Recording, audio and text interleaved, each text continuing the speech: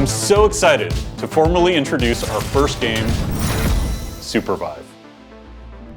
Hi everyone, Jessica Nam here, executive producer of SUPERVIVE, and welcome to the very first fireside chat of SUPERVIVE. We do have a lot in this 8-day playtest, but this is a special edition fireside chat because we have just announced our game.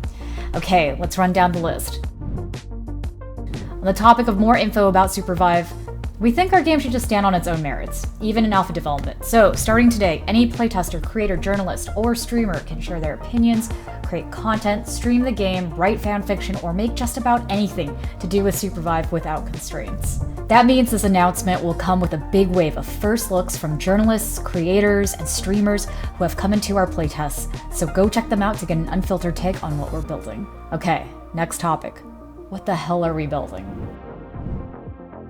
SUPERVIVE's high-level vision has stayed roughly the same since the start of development. Combine the strategic team play of games like League or Overwatch with the endless replayability of a battle royale, and set it all in an improvisational action sandbox where things come together in infinitely unique scenarios. Imagine a living, evolving chessboard with dozens upon dozens of players, a huge battleground filled with unique hunters, powers, and items that you can use and combine in open-ended ways to pull off game-breaking plays. Now, imagine doing that with a squad of your friends against a lobby of 9 other teams, each dreaming up their own unique strategies and running their own unique comps. The other half of this action sandbox is our free-flowing movement and combat that puts us closer to action shooters or platform fighters than traditional MOBAs. You can jump, you can glide, you can combo off of walls, you can spike enemies into the abyss, and you can move seamlessly through the world in a variety of different ways. All of these things combine into a game we think plays unlike any other, and we're already seeing our testers pull off incredibly creative, expressive plays. Sometimes it's not even about the mechanics. Sometimes it's this galaxy-brained combo of powers and items that really takes over the lobby. And that is our starting point. We still have a number of things to bring up to production level, but I wanted to share our goals with you so that you can see where we're going. First, a fun fact, we're almost exactly 3 years from when we put out the first call for pre-alpha playtesters. It also makes me feel a little sentimental to say that a handful of those playtesters have stayed with us through all this time. Thanks, y'all. But if you've been on the journey with us, you might also notice that we move fast and take a lot of experimental swings. Generally, we think this is the best way to develop a game like ours, and it's why we have the playtesting cadence we have. A month is just enough time for us to develop new features, get them to a functional level of polish, and then playtest with all of you to see what's working. In the short term, we're planning to stick with this monthly playtest schedule, but we are looking to extend playtest hours and increase our total number of playtesters. It's actually why we're lifting the NDA so early. We're still a growing community and could use the increased visibility of playtests to build up our momentum.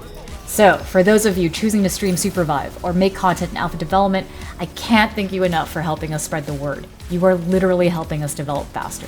Once we start growing with our publicly streamed playtests, we can talk about extended hours or days as we get closer to open beta later this year. And if you're like, wow, that's so far away. Man, no it's not. It's like a few months and it's freaking me out. Next topic.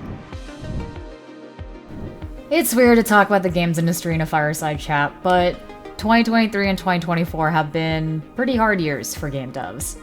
We've seen a record number of layoffs and a huge pivot from both new and established studios trying to get into live service games, only for a lot of those games to get cancelled within a few months of launch. Some of you might also be asking, why even develop a live service free-to-play game when we have to compete against some of the biggest games in the world? And it's because we love making games like these. Because we believe in community-driven development. We're also realistic about what we're getting into. We're not running out of money anytime soon, and we're committed to making something worthy of your time. Building a deep 1,000-hour game doesn't need to be perfect out the gate. We know it can't be. But to get there, we need to build with real players, to have real conversations about what's working or not, and to be willing to put ourselves out there. Okay, heart-to-heart time is over. If you like what you saw, come join us. And if you're still skeptical, honestly, I'd love it if you join us anyway, just so we can prove to you we've got it.